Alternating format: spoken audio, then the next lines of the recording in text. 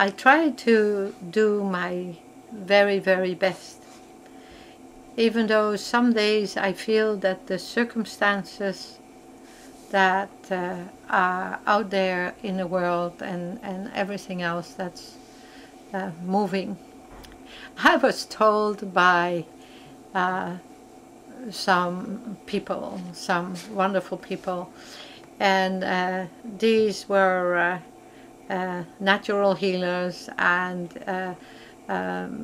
people in the medical profession, and at one time also by my wonderful friend Alex Orbito,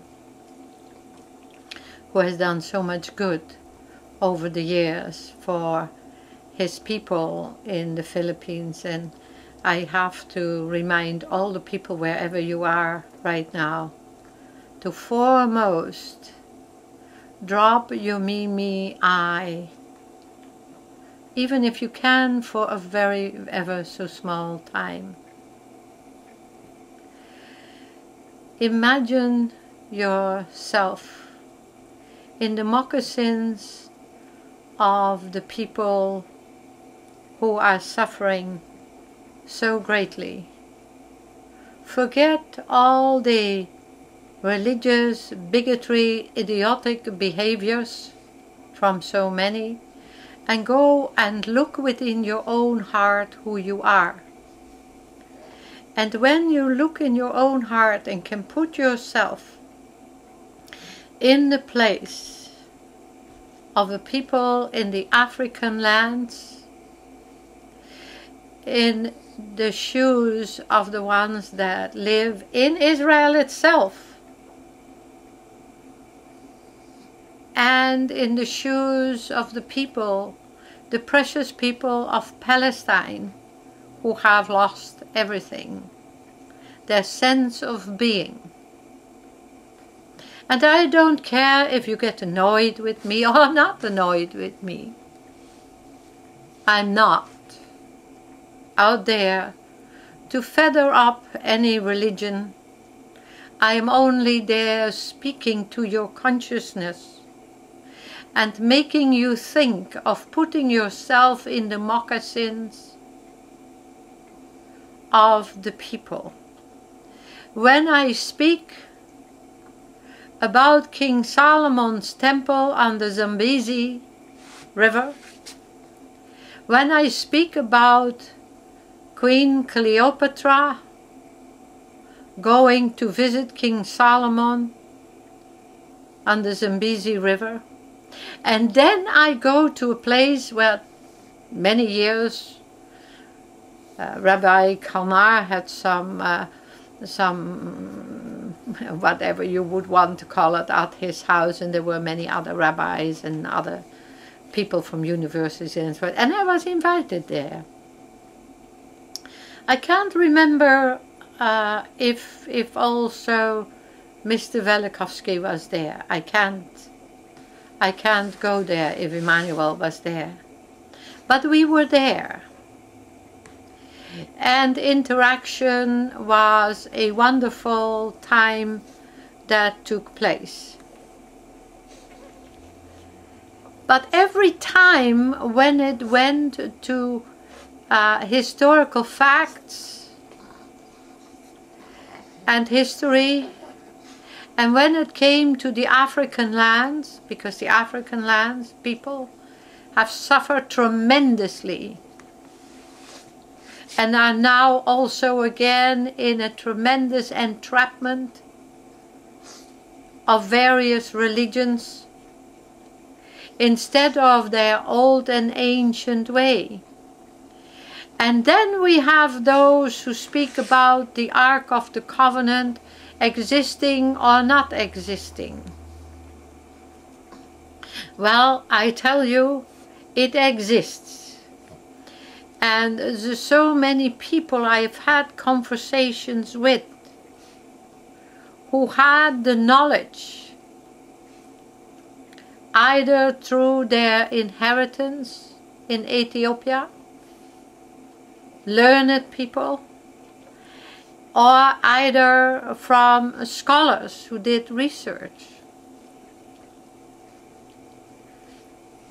We know the enormous power of this ark because of the activation of the God and the gods who have power. When we go to the God and the gods, and for one moment I think about the so many parents upon the planet who now basically have lost the deep loving and inner connection with their children. If they want to speak with their children, then it is through the internet or through their cell phone or through the whatever you may call them that are out there. They can go, I want to see what my child is doing today. And I have to cruise through tweet to see what is being chat on the internet. But to really sit together. It seems that you are in a state of being frayed like a piece of carpet or a sweater coming to its end, and it is fraying apart. And yet this is the time that I call all mothers, all women, to wake up, because I do believe that your future can be turned around into a good direction through the power of women. Women who awaken and will say no to all the corruption that is taking place upon the planet. I do know for a fact that as it is at this moment, this planet is in such a dire state of corruption, lies, deceit, and power-hungry victimization of the many people. 2012 is their configuration when you can see in 2010 that you lose most of your freedom.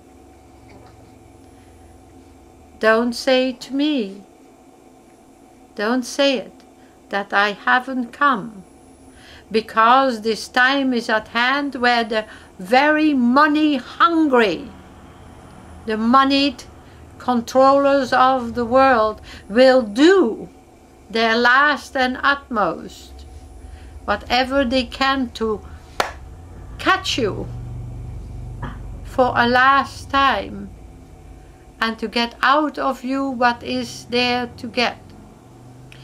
World War II, all the beautiful gold and silver, most of the beautiful gold disappeared. People, their gold all went and went, because they were in such starvation that they were selling off whatever little gold they had, even the beautiful gold coins, instead of dirty dollar bills that couldn't be washed off. In America, all the way through the 50s and on, people were not allowed to own gold. How amazing that when one looks and listens, you hear two songs on the television. The one is, sell me, sell me, sell me your gold. And the other one says, buy, buy, buy my gold.